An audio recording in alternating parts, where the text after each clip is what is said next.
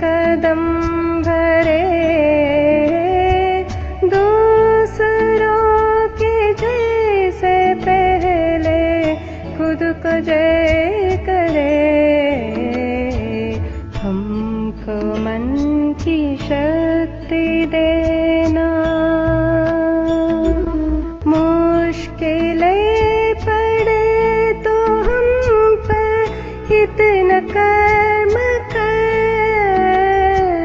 साथ दे तो धर्म का, चले तो धर्म पर, खुद पे हौसला रहे, बदी से ना डरे,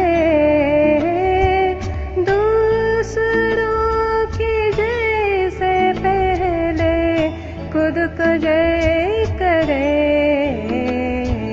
हमको मन की शक्ति देना।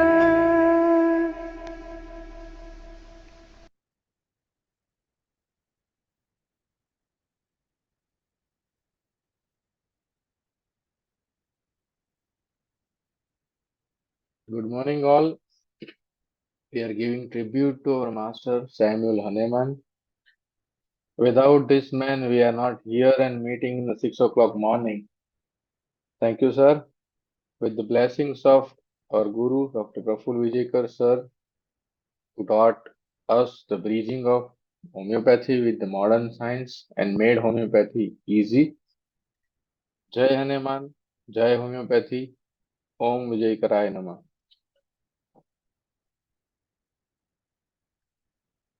So we are in the session of Organon of Medicine, 6th editions. Up till now, we have covered the 8 aphorism and footnotes. So today we are dealing with the further aphorism. So aphorism number 9. In the healthy condition of the man, the spiritual vital force, autocracy, the dynamics that animates the material body, organism, rules with unbounded sway and retain all the parts of organism in admirable, harmonious, vital operation as regards both sensation and functions, so that our indwelling vision gifted mind can freely employ this living healthy instrument for the higher purpose of our existence. We all know, we have mug up this aphorism in our college days. This is what the man is ahead at that time. Our body is made up of two things. One is the material body and one is the immaterial body. So that is what he is far ahead of this modern science. And right now modern science cannot understand, but still they understand that this is something which is immaterial, which animates the material body. And there are certain rules, and that rules is very important for the higher purpose of our existence. So if this work in a rules and harmonious, then it regards as a great sensation and function. So this our body is working too high. Okay, so this is what aphorism number 9 says, especially in healthy condition of man. Okay, now we have to understand first the health, then what happen when the health is deranged, patient goes into disease state. Okay, so aphorism number 10. Furthermore, he explained that the material organism without the vital force, if the immaterial part of the body is not there, is capable of no sensation, no function, no preservation. That means what? No sensation, no functions, and no self-preservation. This is what the cells functions. You understand? The cells has a sensitivity, cells has a function, and cells has a self-preservation means the defense systems. Okay. So if it is not there, cell cannot defend.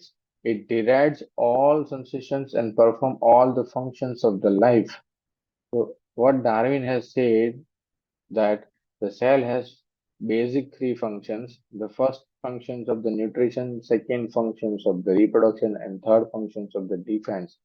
So these all three functions at the cellular level is solely by means of immaterial being which animates the material organisms. So either in health or either in the disease.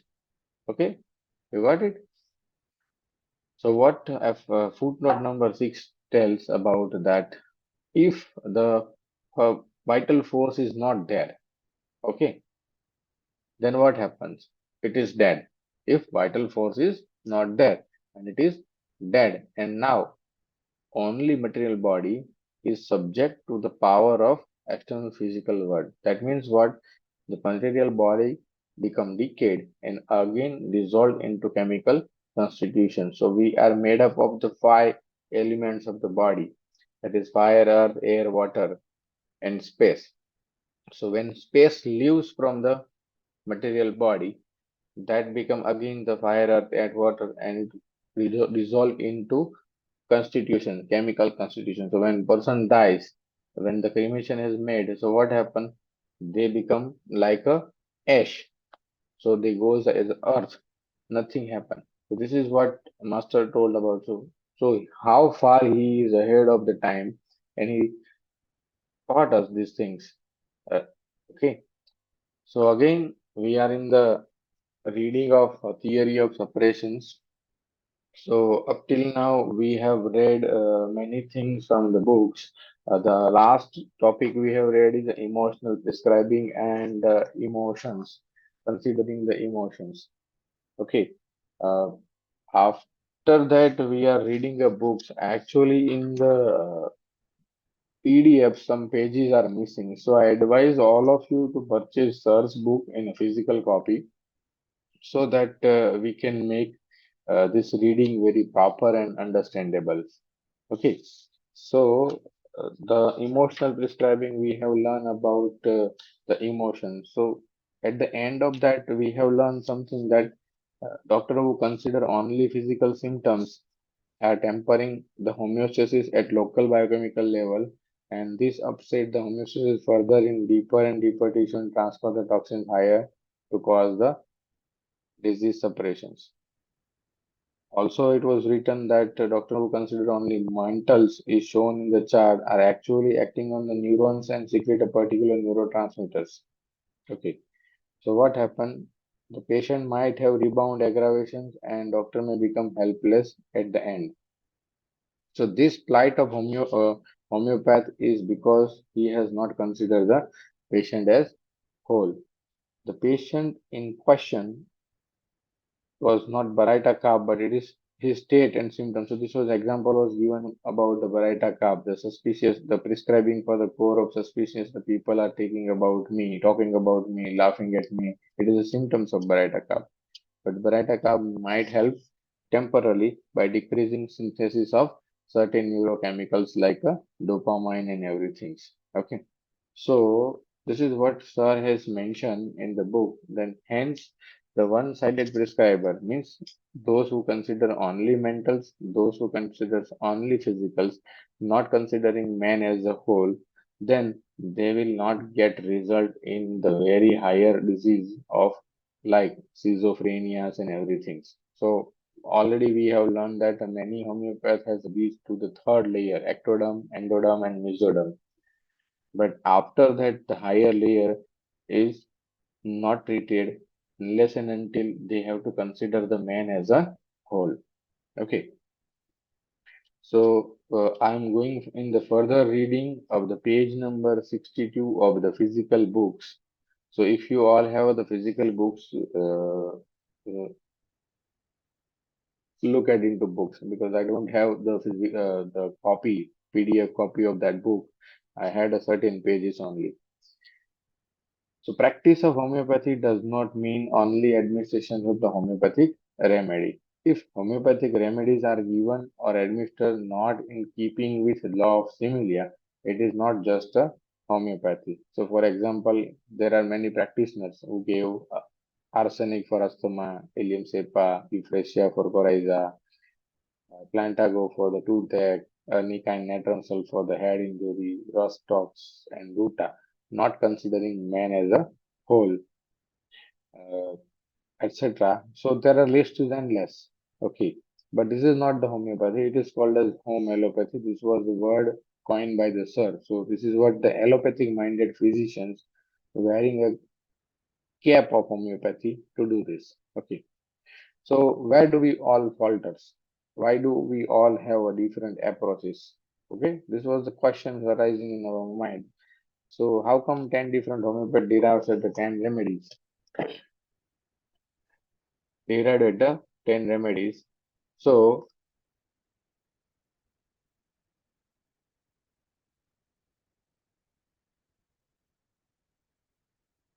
homeopathy derived 10 different simillimum for the same patients and yet claim to cure. So who is right and who is wrong? This is what we have to understand. So is homeopath who take the longest history is right, or one who analyze with the figments of his imaginations and gives a fascinating explanation is right, or fit into rarest of the rare remedy is right?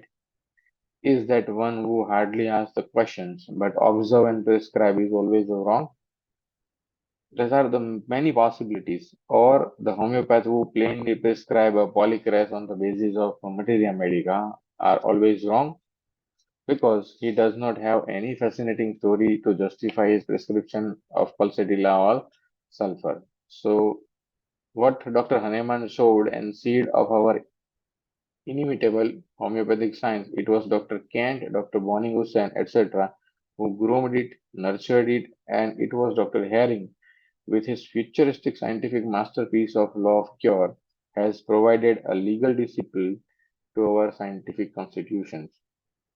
So those who do not follow the law of cure are solely responsible for the chaos created. So this is what very important understanding, that when you cannot understand the right directions, then and then you might be happy explaining that this is what I have taken a history for 3 hours and I am explaining and justifiable what I had done.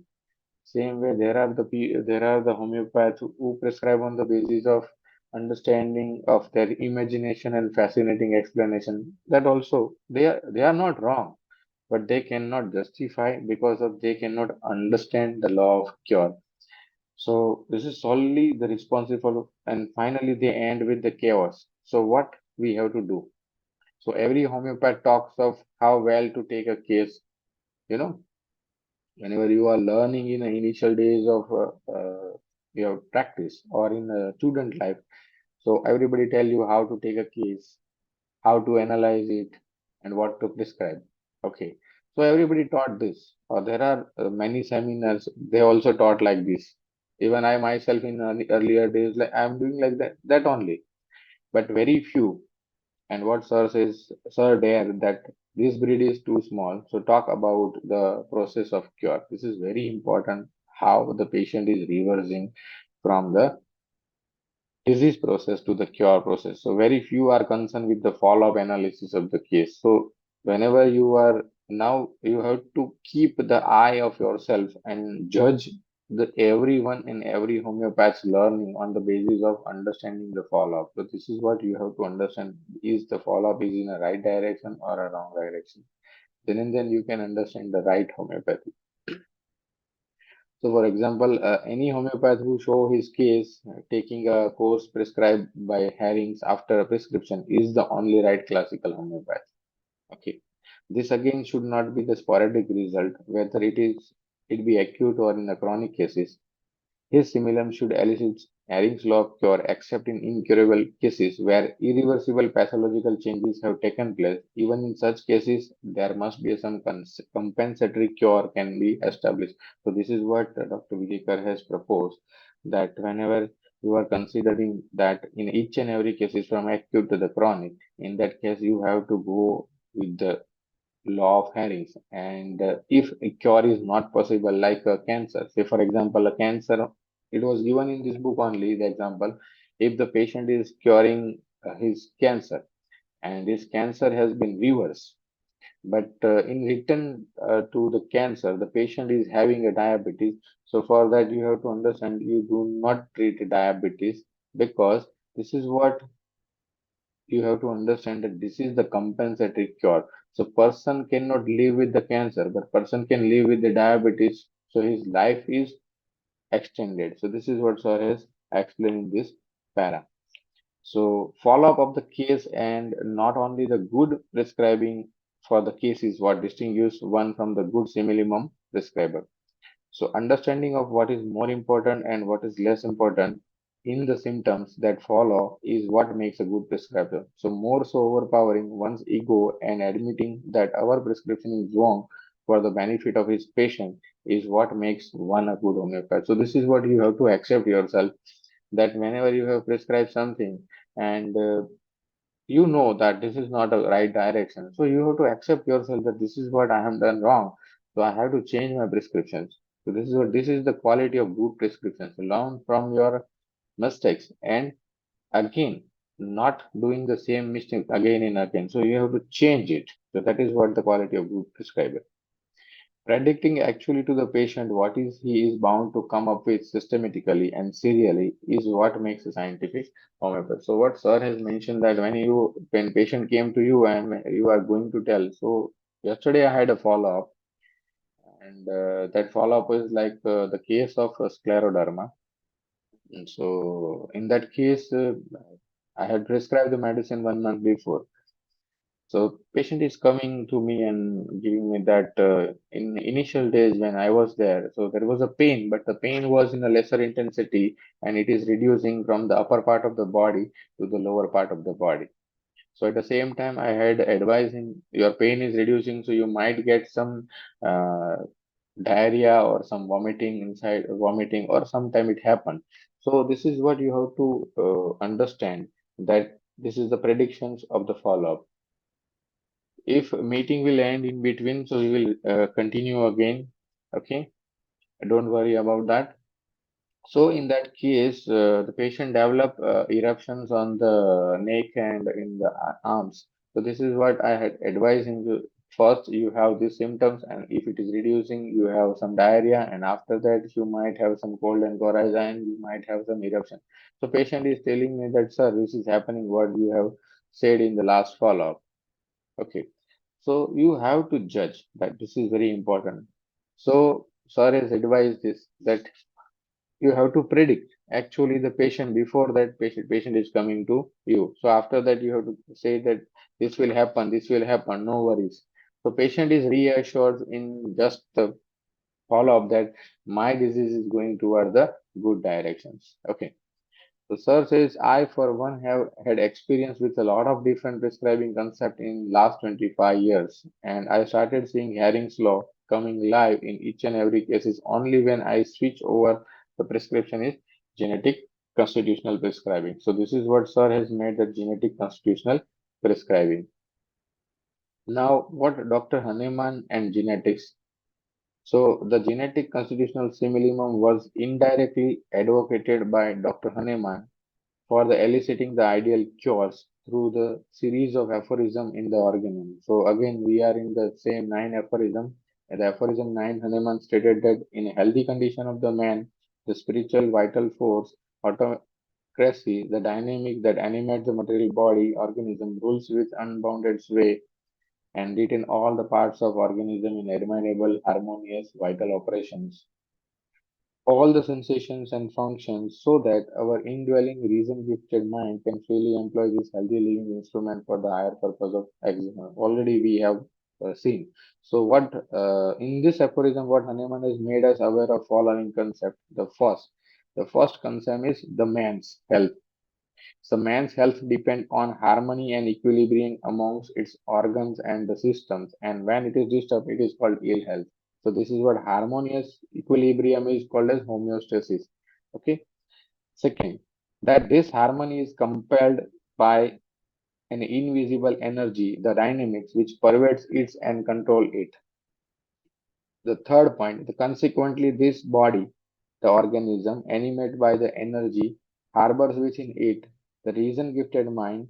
In short, man is made up of three things: body, physical, mind, mental, and the energy which rules both the body and the mind. So this is what you have to understand.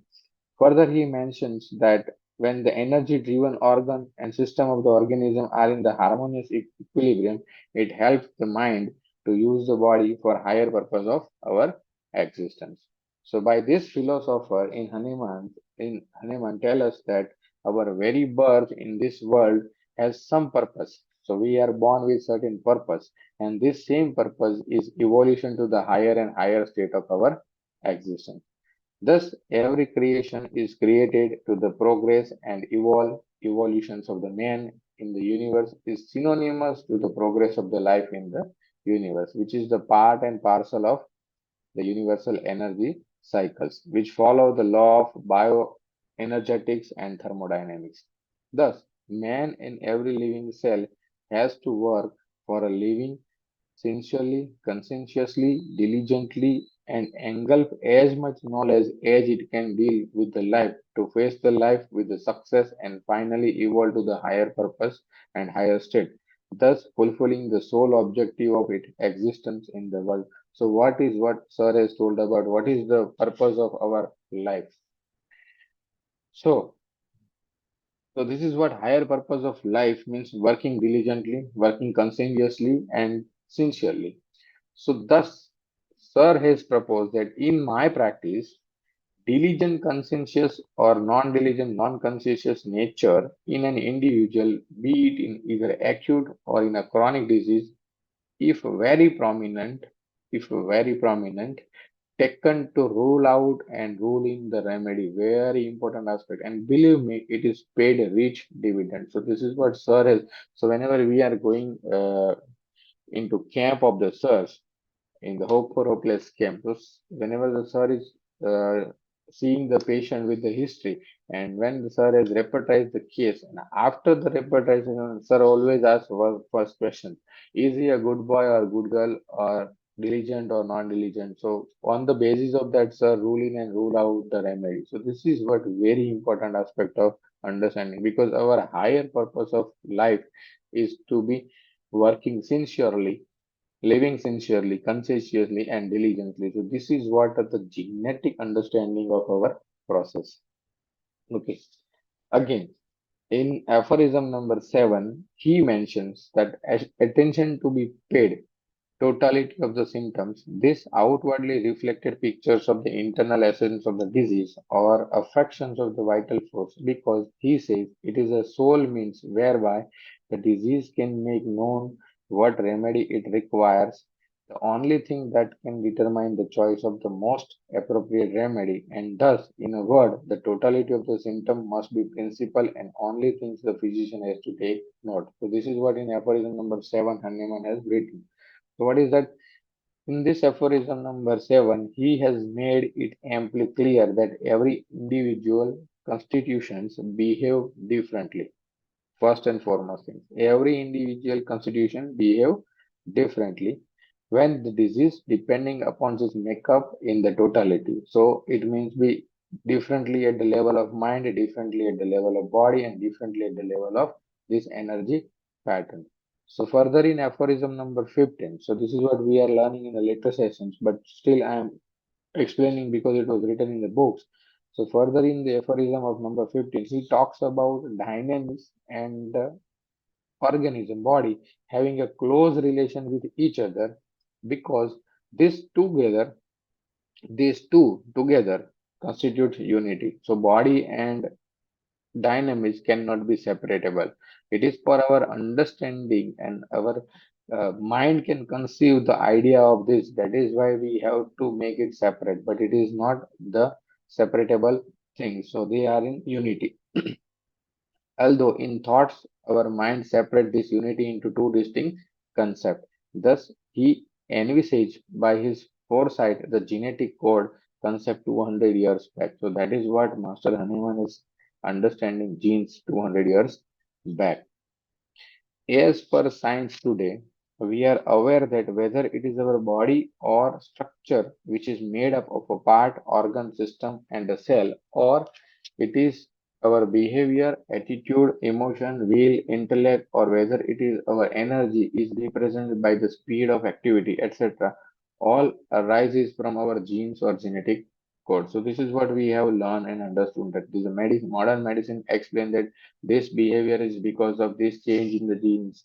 This physical constitutions are like this, there is a genetic expression. So this is what our genes or the genetic code, which has inherited and acquired its characteristic express itself in the form of protein synthesis. We already know this about by each and every cells in general and a peculiar cells in a particular. These proteins which gives us everything. So they gives us the nature.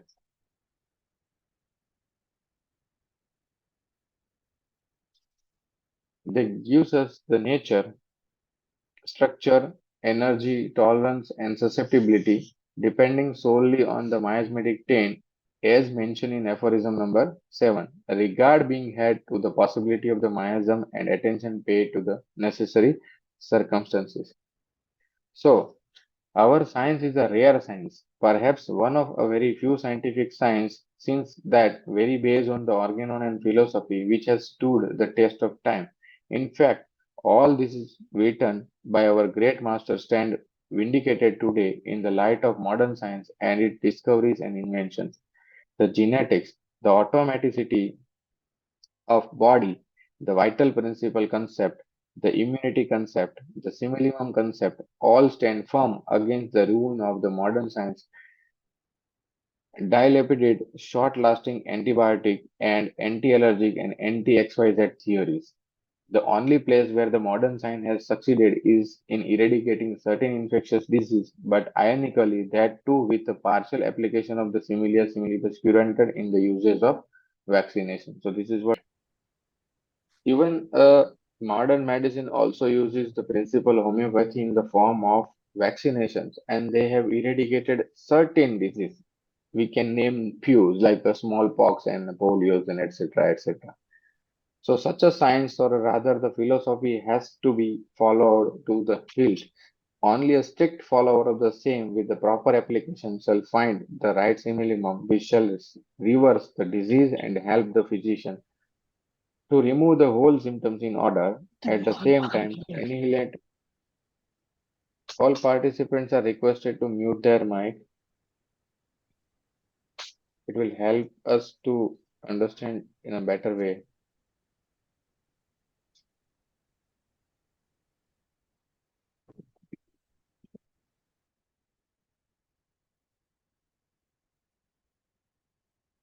At the same time, annihilate the morbid derangement of the vital force, consequently the totality of disease and disease itself. It is what written in Master Hahnemann. Hence, homeopaths do not prescribe on totality are very unlikely to observe the Herring's law of cure, be it acute or chronic. So this is a very important aspect of learning. Those who prescribe only on emotions, feelings, and things, feelings are the core and thus totality are as guilty as their physical prescribing counterpart. They shall get result but only in a functional sphere of ectoderm, endoderm, and mesoderm derivatives. So third layer. They shall show the fantastic result in making symptom disappear from the skin like eczema. His voice is audible or not?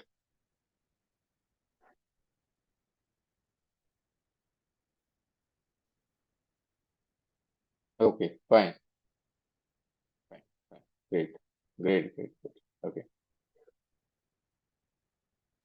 So those who prescribe only on emotion, feelings, and things, feelings are the core and thus totality are as guilty as their physical prescribing counterparts.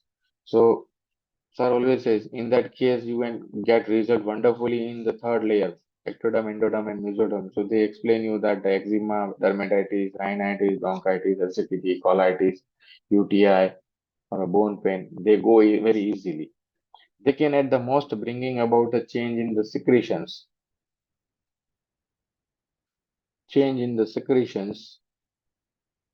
of the neurotransmitter, causing behavioral changes arising out of the limbic system. Intolerance, susceptibility, will, intellect shall never improve and shows the changes. So that is what whenever you are prescribing a medicine based on the emotions, the emotion has to be or neurochemistry has been reversed for a time being or temporary. So patient feels better, but their will, intellect, moral, and this intolerance tolerance to the system cannot be changed with the emotional prescribing. So this is what you have to avoid that. They may not succeed in annihilating the cause, which gives rise to the hypertension, diabetes, thyroid disorders, rheumatoid arthritis, etc. They shall not be fortunate enough to see a single dose result, which enforce the Haring's law only because they do not consider totality or the genetic constitution. So, in further reading, how to understand the genetic constitutional history taking, we will take in this class tomorrow, and I will make a presentation for that so we can have a good audio-visual process so you can understand this in a better way because it is not there in the books PDF copy. Okay, so any questions up till now? Write in the chat box so we can have some. Dr. Digna, voice is audible. Make yourself well. So you have to unmute your mic. So you have to check your mic and speaker so that you can hear. Any questions?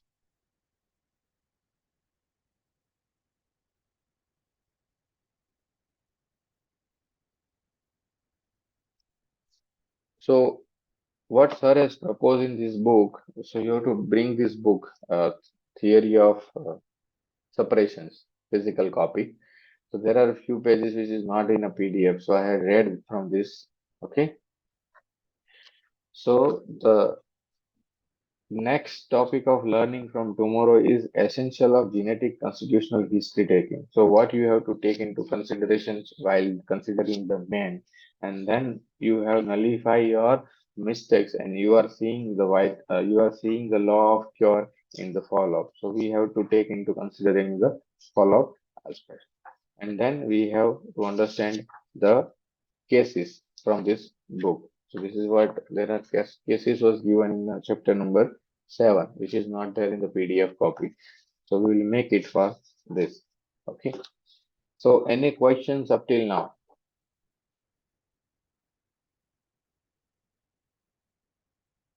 Okay. How to know about the conscientious natures? Great.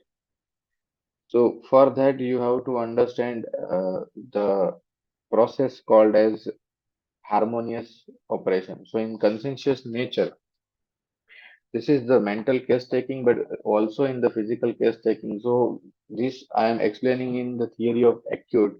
The sir has proposed that what is conscientious at the level of a child, what is conscientious at the level of infant, what is conscientious at the level of working woman, what is conscientious at the level of the man. So you have to understand this because the conscientious is something called as desire to do diligently his work, scruples. So this is what conscientious nature. And you have to understand what is the higher purpose at their life. So for example, as an infant or a small kid, a toddler. So their higher purpose is to learn something from the nature. So they, for that, the study and the learning is very important. So that is what is called as child is diligent and non-diligent. We have a full topic on that. So give me a few minutes so I can make you write. Okay, diligent.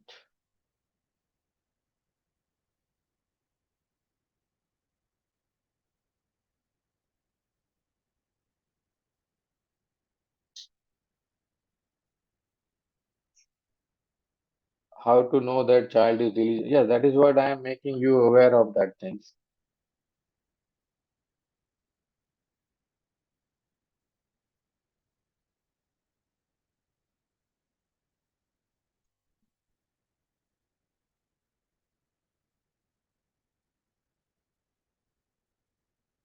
Okay, I'm sharing a screen with the word page so you can have this.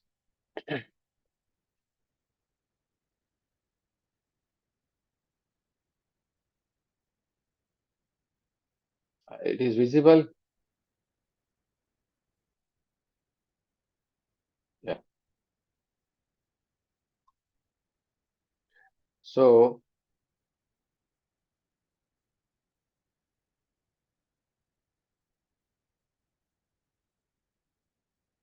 Dr. Arati, we will take case taking in later. So, we will surely your question will could be taken care of.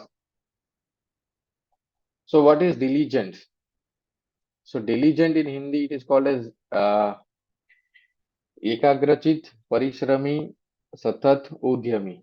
Okay. So diligent is a person who is a sincere, hardworking, showing care, steady efforts, and precision, and a knowledge accumulating person. This is a genetic tendency or a trait. Okay, why this is happening in this depth? So to survive in our this hostile world, so every genetic has to learn everything.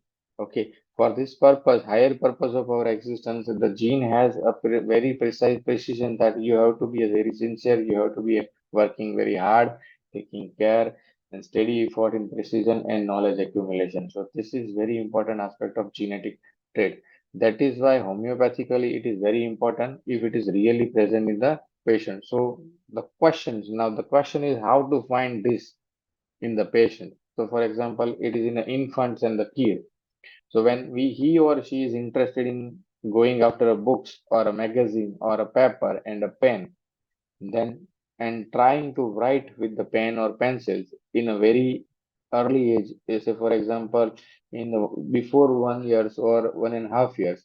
So this is something that is interest or seeking the knowledge, and this represent that this genetics is conscientious and diligent in nature or studious in nature. This studious is not because of some fear of punishment or fear of scolding or fear of something. So this is what you have to take into consideration. Okay. Second, in a young children, a young boy or a girl or a teenager is considered diligent or studious if and only if he or she never to do be forced or even asked to study, and when she is performing his duty and study on their own, they are called as diligent. Also, there is one thing that she never takes leave or bunk on a school and always want to go to the school despite of the high fever is a diligent, conscientious child. Here we have to rule out diligence in child who insists on going to school for the fear of being punished or because of some other vested interest. So that you have to consider. Hope you got this. Okay. Again, in adult, you have to understand the age. For age is what is higher purpose of. In adult, like a middle-aged man or woman who have never taken a leave from his job or her office, not because of some insecurities in their life, that is diligence. Okay, you have to keep in mind. And service in the past 15 to 20 years or from day of joining the duty, not from the awareness of getting money or not from the fear of boss, is the diligent person. Again, what is housewife? The work of the housewife to do every daily course of the household activities and the cooking and everything. So if he is doing in spite of having the sufferings and a fever, then this is called as diligence. Okay. So she is not doing because of she says who else will do. So this is not the diligence. Or I will get scolding from my in-laws or husband. This is not diligence. So we always commend others when not helping her and she does all work alone. So here we have to very careful and differentiate this with the process that either she is diligent or non-diligent. Now, what is non-diligent? The non-diligent persons, on the other hand, has to be told to the study or to do homework or to all the time, or someone always has to be after him and takes up his works and make him study. He will never do it on his own. So these are the very important aspect of understanding. Hope you all got this in the basic understanding of this diligency and non-diligency. Okay. If possible, I will share this diligent, non-diligent PDF to the group so you can read again and then we have the chat. Okay. Uh, how we proceed when mental symptoms are not getting in the case. Yes, we will take tomorrow what to be considered in our case taking. So, see, simple thing you have to understand. Homeopathy is very easy if you understand science with the basic fundas and what are the process. So, for example, if I have to go to some places. Okay, right now we have a technology that if I have to go to some place, so I have to Google that place and I have to make the route map. So Google will show you the three, four routes, and out of that three, four routes, the one route is a very, very short route. So this will give you few minutes you were there in that place. So that is what it is, not the directive that you cannot go by only one route. So you can go to the different routes to understand the man. So what are the essential part of understanding the genetics? So we will take what to be taken into consideration in genetics. So tomorrow we will going to deal with that in our readings. Okay. Mm, there are, yeah, okay, don't worry, doctor, don't worry, you will get this by any means. Okay, I will share the link of group so that you can get anything in that group, or personally you can message me, so I will share that link. Okay, don't worry. If person was diligent in childhood, but in adult life he is becoming non-diligent, in that case, what we have to take into consideration? Absolutely, doctor, a very tricky questions. But see, now you have to understand. Whenever the person's in diligency, that means that genetics are diligent. Okay. But now we have to add up the non-diligency because of some psychosis or syphilitic state is going on inside the body. So you have to take into consideration what disease he is suffering from first. Second, diligence and non-diligency are the criteria to rule in and rule out at the end. This is not the entry point in each and every case. You mind well. Okay, this is what you have to rule out and rule in the remedy at the end when you have a repertorization. Finally, you will ended with the two, four, or five remedies. So from that, you have to differentiate as a potential differential field. Then and then you take diligency into this. Diligency is very important in acute cases if you find, so it is very important. But whenever you having a chronic cases, then you have to take care of either a psychosis or syphilis. So if you want to treat the SORA, chronic SORA, you have to consider the psychosis as the most. If you want to treat a psychosis, you go higher. You have to take a syphilis. You have to treat the syphilis, you go more higher. Yes, doctor. It was Sir has proposed that diligence and conscientious are the same. And sir has clinical experience, so sir put certain remedy in a good boy, good girl image. So that is very important because there is no diligent rubric in repertorization. There is a rubric is conscientious about trifles in the repertorization. So out of that rubric, sir has clinically experienced many remedy which are very diligent and conscientious and doing their work very studiously. So that is what sir has proposed. There is no rubric in any repertory about the diligence. Okay, so rubric was conscientious about trifles. Okay, so we end our day's learning today. So it was a time running 6:46. So thank you all for the wonderful question answers and the sessions. If possible, I will make the presentations for the tomorrow, so you have audio visual presentation, so that will help you to understand in a better way. Otherwise, I know that many of you are sleeping when I am reading. It happens. It happens. So it is one way, but it is what I am making aware that if the presentation is there, so I take it this way, so that it will help you to learn in a better way. So thank you so much for the wonderful session. Thank you. Thank you all. We will meet again, and I have made one thing that we will make one day off. So most probably we will make Sunday off for our meeting. So Monday to Saturday we will have a meeting, and if anything emergency is getting on, so I will share that no meetings maybe tomorrow. Or if it is there, then I will share with the group. So thank you. Those who want to get the links, personally send me the message and your name and designations and where you reside. So I will save your numbers and help you to get the links and the group invitations. Okay. Thank you. Thank you so much. Thank you.